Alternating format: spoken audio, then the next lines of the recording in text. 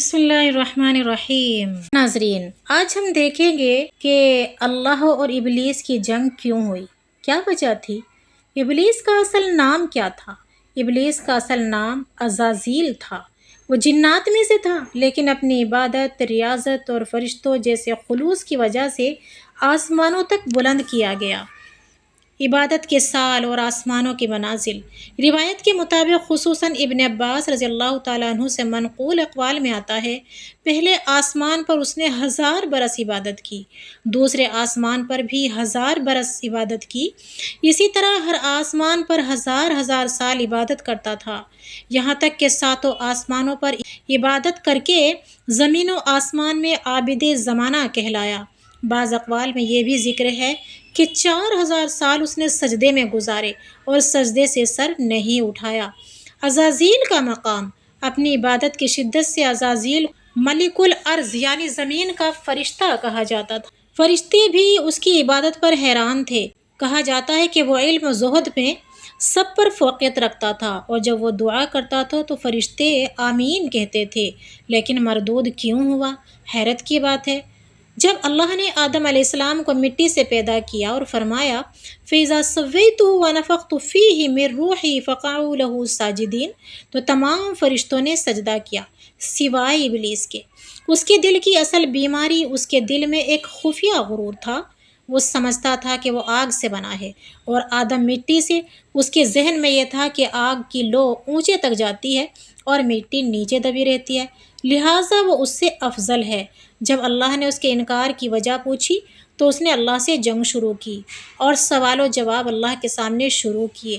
کہتا ہے انا خیر منہ خلقتنی من نار وخلقتہ من طین، میں اس سے بہتر ہوں کیونکہ تو نے مجھے آگ سے پیدا کیا اور انسان کو تو نے سڑے ہوئے گارے کی مٹی سے پیدا کیا۔ میں اس سے بہتر اسی لیے ہوں۔ اسی لمحے اللہ تعالیٰ نے فرمایا فَأَخْرَجَ مِنْهَا فَإِنَّكَ رَجِيمٌ، نکل جا یہاں سے کیونکہ تو مردود ہے۔ یوں عزازیل ابلیس بن گیا۔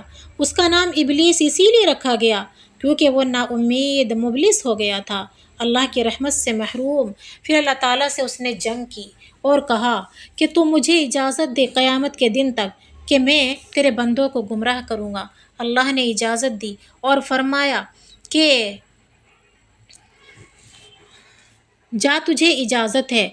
تو ابلیس نے پھر اللہ سے جنگ کی اور فرمایا میں تیرے بندے پر آگے سے، پیچھے سے، دائیں سے، بائیں سے حملہ کروں گا۔ اللہ نے فرمایا شکر ہے تو 2 راستے بھول گیا، زمین اور آسمان، میں اپنے بندوں کو یہیں سے رحمت نوازوں گا۔ پھر اللہ تعالیٰ کے سامنے جب یہ باتیں ہوئی تو یہ جنگ ہوئی، تو اب یہ جنگ قیامت تک کی جنگ ہے۔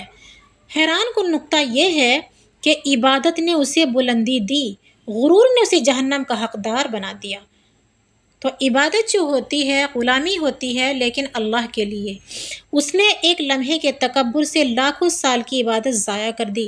تکبر ہر چیز کو لے ڈوبتا ہے۔ ابلیس شیطان کا دشمن اس لیے بن گیا آدم علیہ السلام کو سجدہ نہ اور سزا ہمیشہ یاد دلاتی رہی۔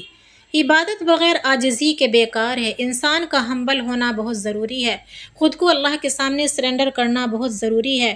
علم اور مقام اگر غرور میں بدل جائے تو انسان ابلیس جیسا بن سکتا ہے۔ اصل عبادت وہ ہے جس میں دل جھک جائے، نہ کہ صرف پیشانی۔ صدقہ جاریہ سمجھ کر اس ویڈیو کو شیئر کر دیجئے اور لائک کر دیجئے، اور کمنٹ باکس میں پیارا سا اپنے اللہ کا نام ضرور لکھیے گا۔